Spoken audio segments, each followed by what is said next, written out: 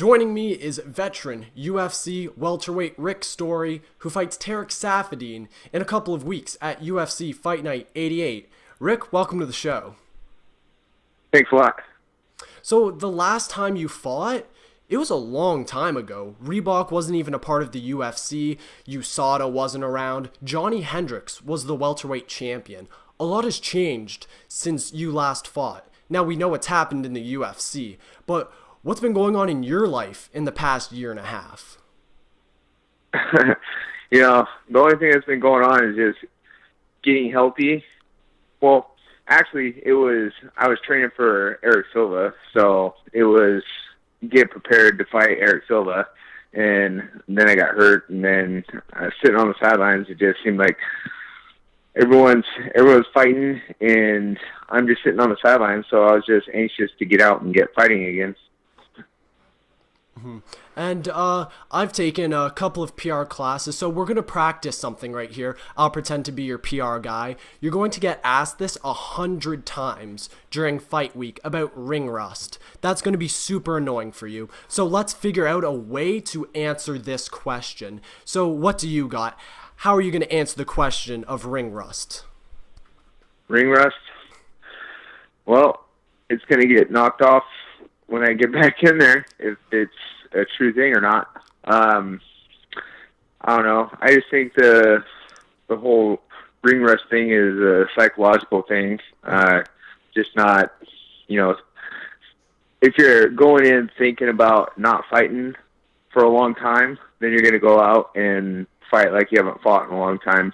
But if you're preparing and training the way that you should be and you're confident in yourself, I don't think that there should be any kind of hesitation just because you're in a different setting. You're like on a stage instead of in your own gym training. So I don't know. I feel like I can look past the time that I've been sitting off and just come out and jump right back into things. And is it going to be annoying for you to have to answer that question over and over and over again during fight week? Because that'll probably be the number one question that most people ask you.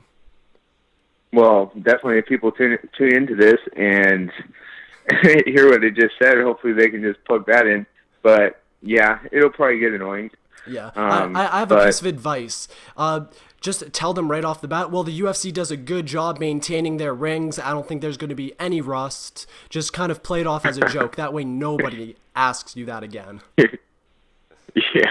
Yeah, make it literal.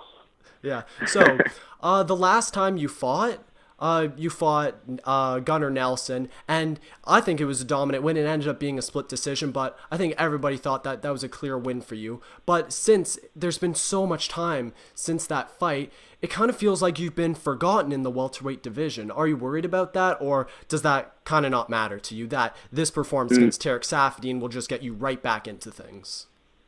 No, that doesn't really matter to me. Anybody that knows anything in the welterweight division knows that, I'm someone that they have to take seriously when they fight. And then as far as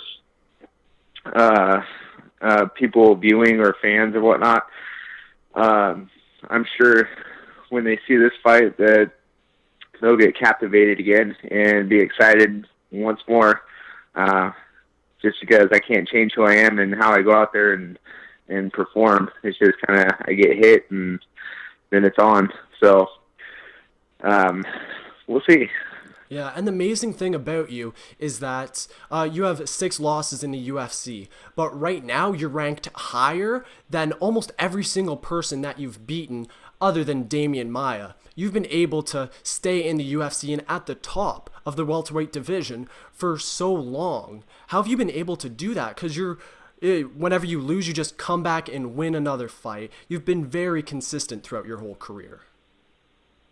Yeah, every time that I've lost, I've gone back to the drawing board or I've learned from it, and there's been like some mistake and figured it out and just try to move on without making that same mistake again.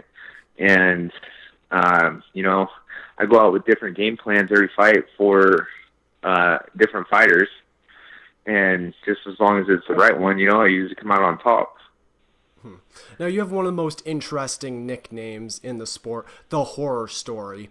Do you have any interesting horror stories to tell us about? Maybe about your life, bad weight cut, anything like that? Okay. There was one weight cut before I got into the UFC, where the check scale was about a pound and a half, 2 pounds heavy. Oh, no. And then when I stepped on the scale after being dry for about an hour and a half in between scales, and I stepped on the scale, I was 2 pounds heavier. And then I was cutting weight for 2 more hours to lose about a pound and a half.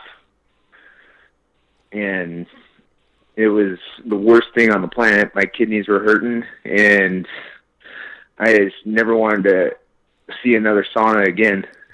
Dang, I can't imagine that. I wrestled a bit in high school, and well, when you're in high school, weight cutting is not like what you guys do. It's just, it's brutal. What you guys do is brutal too, but when you're in high school and you have no idea what you're doing, you just completely dehydrate yourself. Now, do you think weight cutting is a thing that should stay in the sport? Because there's just been so much against weight cutting recently, the bad health effects that it has. Is that something that you would like to see be eliminated from the sport?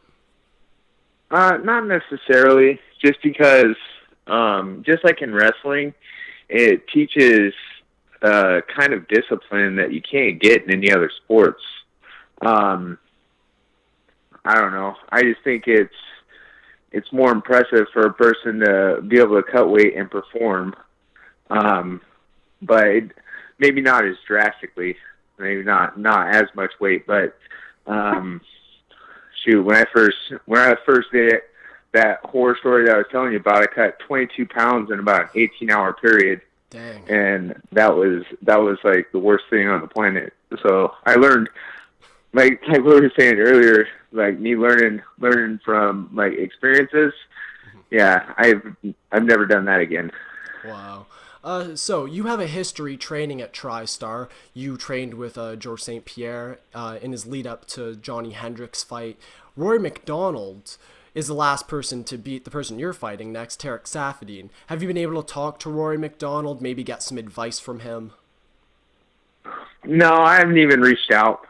Pretty much just watching footage on how he implemented his game plan and what he did differently than what he did in other fights, and just use that kind of reasoning to kind of supplement my game plan.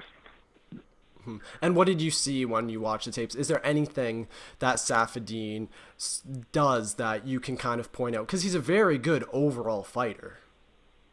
Well, I mean, if I was going to go and say this or say it on here, and then he was to listen to this interview, he would know what to defend against. You know what, that's true. And I don't have any curveballs to throw him. So, I mean, I'll just leave it at this: if he hits me in the face, I'm going to be right in his face, throwing punches back. Nice. Well, I look forward to seeing that fight. Thank you for joining the show, and good luck at UFC FIght Night 88. All right, thanks a lot. I appreciate it. No problem.